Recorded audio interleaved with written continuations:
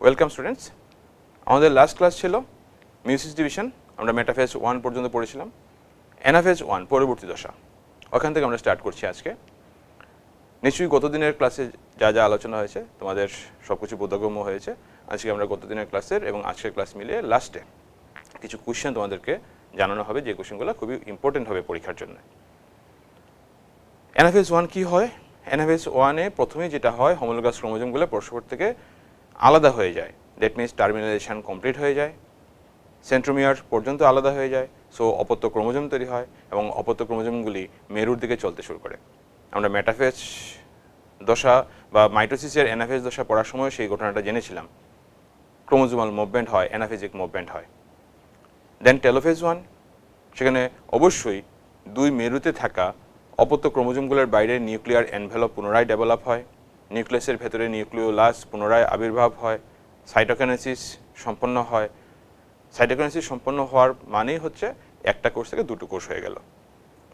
এই ক্ষেত্রে মিউসিস 1-এ প্রধান যে বিষয়টা আমাদের মনে রাখতে লাগবে, মিউসিস 1 শুরু হয়েছিল ডিপ্লয়েড অবস্থায়, কিন্তু মিউসিস 1 যখন শেষ হয়েছে তখন কিন্তু অপত্য কোষগুলি হ্যাপ্লয়েড অবস্থায় পরিণত হয়ে গেছে। সো মিউসিস 1-কে আমরা বলি reduction division, but meiosis 2 reduction division নয়, কারণ মিউসিস 2-তে যা যা ঘটনা ঘটে মূলত মাইটোসিস ডিভিশনের মতো করেই ঘটে। যেহেতু আমরা কোষ চক্র পড়ার সময় আলোচনা করেছিলাম, প্রতিবার কোষ ডিভিশনের প্রবেশের পূর্বে ইন্টারফেস দশায় কাটায়, তাহলে এখানেও মিউসিস 1-এর শুরুতে যেমন ইন্টারফেস ছিল, বাট মিউসিস 2-এর শুরুতেও ইন্টারফেস থাকবে। যেহেতু এটা একই বিভাজনের মধ্যবর্তী একটা অবস্থা, তার জন্য একে আমরা ডাইরেক্টলি ইন্টারফেস 2 না বলে ইন্টারকাইনেসিস বলি। সো ইন্টারকাইনেসিসের পরেই মিউসিস 2 স্টার্ট হবে। মিউসিস 2-তে এখনও same prophase 2, metaphase 2, anaphase 2, telophase 2, পরপর 4টা দশা ঘটবে। পরপর 4টা দশার যে ঘটনাগুলি সেগুলি হুবহু মাইটোসিস ডিভিশনের মতো করেই ঘটে। তা আমরা শুরুতে যাচ্ছি প্রোফেজ 2। প্রোফেজ 2-এর শুরুতেই যেটা দেখা যায়, ক্রোমোজোমগুলো ধীরে ধীরে লম্বা হয়, স্পষ্ট হয়, নিউক্লিওজালিকার পেজ খুলে যায়। ক্রোমোজোমগুলো যত সময় যাবে ক্রোমাটিন ফাইবারসগুলো যুক্ত হয়ে মোটা স্থূল ক্রোমোজোম তৈরি হয়, স্পষ্টভাবে দৃশ্যমান থাকে ক্রোমোজোমগুলো। নিউক্লিওলাস এবং নিউক্লিয় পর্দা অদৃশ্য হতে শুরু করে। সেন্ট্রোজোম বিভক্ত হয়, 2টি সেন্ট্রিওল তৈরি হয়, একদম মাইটোসিস ডিভিশনের মতোই। মেটাফেজ 2-তে ক্রোমোজোমগুলো কোষের নিরীক্ষ অঞ্চল বা ইকুটোরিয়াল রিজিয়নে অবস্থান করে, যেখানে স্পিন্ডাল অ্যাপারেটাস ফর্মেশন হয় প্রাণী কোষের ক্ষেত্রে। উদ্ভিদ কোষের ক্ষেত্রে স্পিন্ডাল ফর্মেশনও হয় এখানে, বাট সেটা মাইক্রোটিউবুল থেকে সরাসরি হয়। প্রাণী কোষের ক্ষেত্রে সেন্ট্রোজোম থেকে তৈরি হচ্ছে, সেন্ট্রিওল থেকে তৈরি হচ্ছে এস্টাল রেইস লাইক স্ট্রাকচার, যার সঙ্গে ক্রোমোজোমগুলো অ্যাটাচ থাকবে। আমরা মাইটোসিস ডিভিশন পড়ার সময় বলছিলাম, অ্যানাফেজ দশায় মোট 4 রকম আকৃতির ক্রোমোজোমের সজ্জা দেখতে পাওয়া যায় এবং 3 রকম আকৃতির স্পিন্ডাল ফাইবার্স দেখা যায়: chromosomal fibres, interzonal fibres and continuous fibres. So anaphase 2-তে এখানে কি ঘটবে? এখানে সেম অপত্য ক্রোমোজোম তৈরি হবে। অপত্য ক্রোমোজোম দুই মেরুর দিকে চলতে শুরু করে। অপত্য ক্রোমোজোমের এই অ্যানাফেজিক মুভমেন্ট ঘটনাকে আধুনিক সেল বায়োলজিস্টরা বলেন মূলত 3টা প্রধান কারণ থাকতে পারে। 1, মেরুর দিক থেকে আকর্ষণ; 2, অপত্য সেন্ট্রোমিয়ারের পরস্পর থেকে বিকর্ষণ; 3, স্পিন্ডলের দৈর্ঘ্য বৃদ্ধি, যার জন্য অ্যানাফেজিক মুভমেন্ট বা অপত্য ক্রোমোজোমগুলো অ্যানাফেজ দশাতে মেরুর দিকে চলতে শুরু করে। দেন টেলোফেজ 2, দুই মেরুতে অসংখ্য অপত্য ক্রোমোজোম আছে। অপত্য ক্রোমোজোমগুলিকে ঘিরে বাইরের দিকে আবার নিউক্লিয় পর্দা তৈরি হয়। নিউক্লিয় পর্দার ভেতরে নিউক্লিওলাসের আবির্ভাব হতে শুরু করে, ধীরে ধীরে সম্পূর্ণ নিউক্লিয়াস তৈরি হয়, আবার সাইটোকাইনেসিস হয়ে অপত্য কোষ তৈরি হয়। এখানে বলা উচিত যে টোটাল মিউসিস ডিভিশন আমরা পড়লাম, টোটাল মিউসিস ডিভিশনকে তাহলে আমরা ভাগ করছি মূলত মিউসিস 1, মিউসিস 2। মিউসিস 1 প্রকৃতপক্ষে reduction division, meiosis 2 equational division. তাহলে হ্রাস বিভাজন কেন বলছি মিউসিস 1-কে? কারণ এই ক্ষেত্রে ক্রোমোজোম সংখ্যা অর্ধেক হয়ে যাচ্ছে, তার জন্য সেটা reduction division. But meiosis 2 reduction division নয়, কারণ প্রথমেই রিডাকশন হয়ে গেছে, এখন আর রিডাকশন হবে না। তাহলে প্রথম মিউসিস 1-এর পর যেই সংখ্যায় ক্রোমোজোমগুলো ছিল, মিউসিস 2-এর পরে সেম সংখ্যায় অপত্য কোষ তৈরি হবে।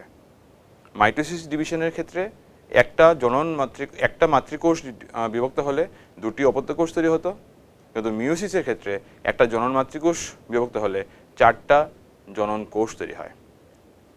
যদিও বাস্তবের ক্ষেত্রে সেটা একটু ডিফারেন্ট, কারণ মানব দেহে যদি স্পারমাটোজেনেসিস হয় তাহলে একটা প্রাইমারি স্পারমাটোসাইট থেকে যদি ডিভিশন স্টার্ট হয় মিওসিস প্রক্রিয়া, তাহলে সেখানে 4টা স্পারমাটোজোয়া তৈরি হয়। যেখানে একটা প্রাইমারি ওসাইট থেকে যখন ওভা তৈরি হয় তখন কিন্তু মানুষের ক্ষেত্রে একটাই ওভা তৈরি হয়, কিন্তু সঙ্গে 3টা পোলার বডি তৈরি হয়। তো তোমরা কনফিউজ করবে না, খেয়াল রাখবে মিওসিস প্রক্রিয়ায় অপত্য কোষ সংখ্যা 4 থাকবে। তাহলে ওভারঅল এই যে আমরা মাইটোসিস এবং মিওসিস ডিভিশন পড়লাম, তাহলে ওভারঅল এই 2 প্রকার ডিভিশনের মধ্যে আমাদের অনেক রকমের কোয়েশ্চেন আসতে পারে। তবে কোয়েশ্চেনের যাওয়ার আগে আমরা সিগনিফিকেন্স অফ মিওসিস নিয়ে একটু জেনে নিই। মিওসিস কেন অপরিহার্য? অবশ্যই প্রতিটা প্রজাতির জীবের ক্ষেত্রে একটা নির্দিষ্ট ক্রোমোজোম নাম্বারকে বজায় রাখা জননকোষ উৎপাদনের মাধ্যমে মিওসিস ডিভিশন জননকোষ উৎপাদনকালে হচ্ছে বলেই প্রজাতির ক্রোমোজোম সংখ্যা ধ্রুবক থাকে, কনস্ট্যান্ট থাকে। জেনেটিক ভেরিয়েশন সম্ভব হচ্ছে, জনজননকারী জীবের ক্ষেত্রে ভেরিয়েশন হচ্ছে বলেই আমরা সহজেই অভিযোজিত হই প্রাকৃতিক পরিবেশের পরিবর্তনে এবং সহজেই আমরা বিবর্তিত হই। সেটা জনজননকারী জীবের ক্ষেত্রেই সম্ভব। এছাড়া গ্যামেট ফর্মেশনের জন্য মিওসিস অপরিহার্য। আরও গুরুত্ব রয়েছে, আমরা সেই গুরুত্বের দিকে যাচ্ছি না, আমরা এবার সরাসরি কোয়েশ্চেনের দিকে যাচ্ছি। কোয়েশ্চেন আসতে পারে মাইটোসিস এবং মিওসিস বিভাজনের পার্থক্য। কোয়েশ্চেন আসতে পারে আমাদের মাইটোসিসের প্রোফেজ আর মিওসিসের প্রোফেজ দশার মধ্যে পার্থক্য। কোয়েশ্চেন আসতে পারে উদ্ভিদ কোষের মাইটোসিস প্রাণী কোষের মাইটোসিসের মধ্যে পার্থক্য। সেল সাইকেল থেকে কোয়েশ্চেন আসতে পারে, সেটা আমরা এর আগের ক্লাসে আলোচনা করেছি অলরেডি। কিছু কোয়েশ্চেন ইম্পর্টেন্ট কোয়েশ্চেন্স, তার মধ্যে 1-2টা কোয়েশ্চেন্স আমি সরাসরি আলোচনা করি। আমাদের কিছু টেকনিক্যাল বা ক্লাসিক্যাল কোয়েশ্চেন হয়, কেস বেস স্টাডির যদি আমরা ধরি তাহলে কিছু টেকনিক্যাল কোয়েশ্চেন আমাদের আসতে পারে। যেমন বলা হলো যে একটা কাপ দেওয়া হলো, সেই কাপে কিছু পুষ্টি দ্রবণ আছে, একটা ব্যাকটেরিয়া দেওয়া হলো, সেই ব্যাকটেরিয়া সেই পুষ্টি দ্রবণ থেকে পুষ্টি নিচ্ছে এবং রোজ তার সংখ্যা বৃদ্ধি হচ্ছে। বলে দেওয়া হলো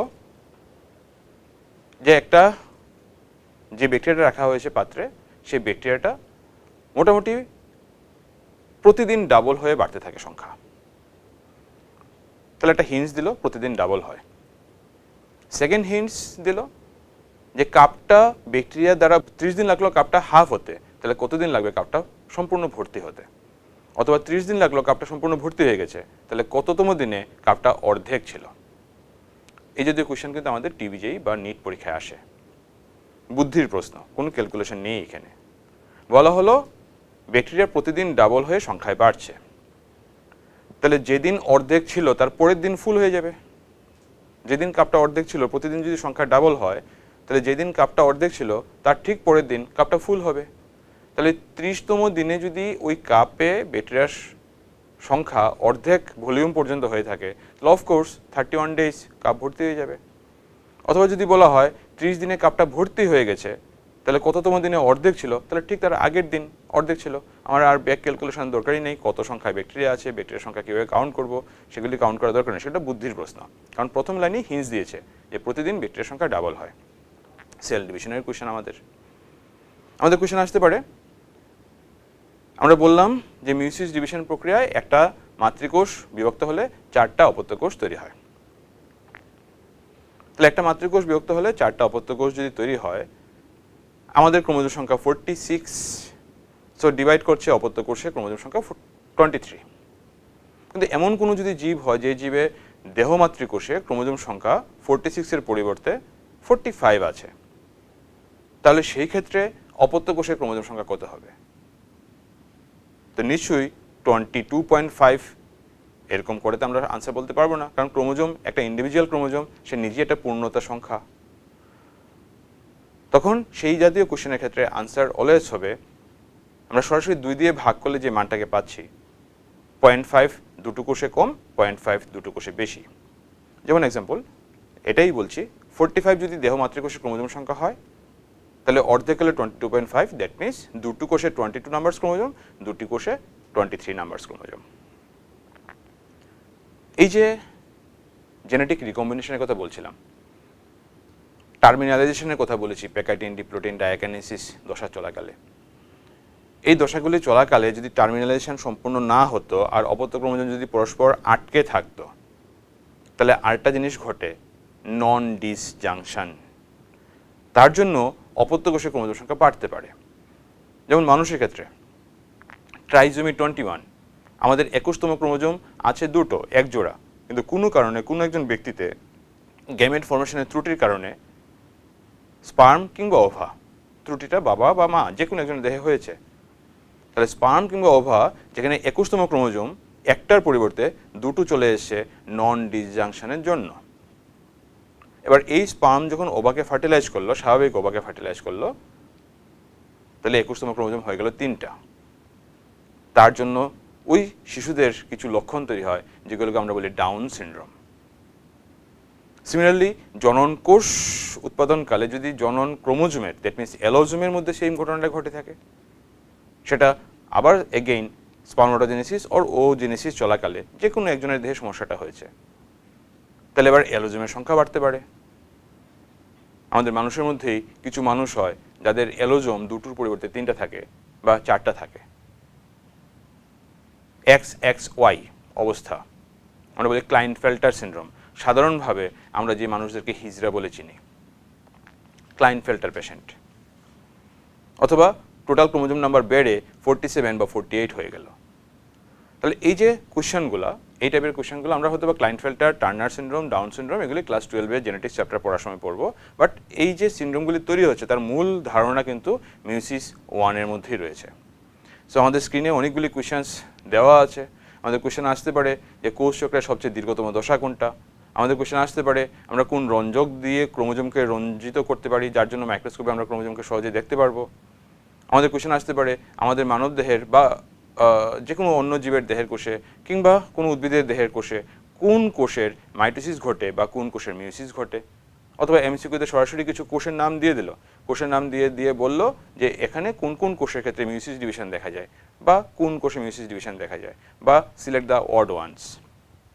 তো আমাদের স্ক্রিনে কিছু ইম্পর্টেন্ট টপিক ওয়াইজ কিছু কোয়েশ্চেন্স দেওয়া আছে, সেই কোয়েশ্চেন্সগুলি তোমরা রেডি করবে। আমাদের টোটাল এই cell division and cell cycle চ্যাপ্টারটা খুবই ইম্পর্টেন্ট। যদি এই চ্যাপ্টারের ধারণা আমাদের কমপ্লিটলি ক্লিয়ার না থাকে, আমরা কিন্তু 12-এ ওঠার পরে জেনেটিক্স কমপ্লিটলি বুঝতে পারবো না।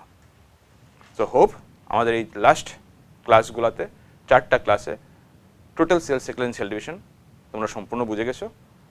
So best of luck, thank you.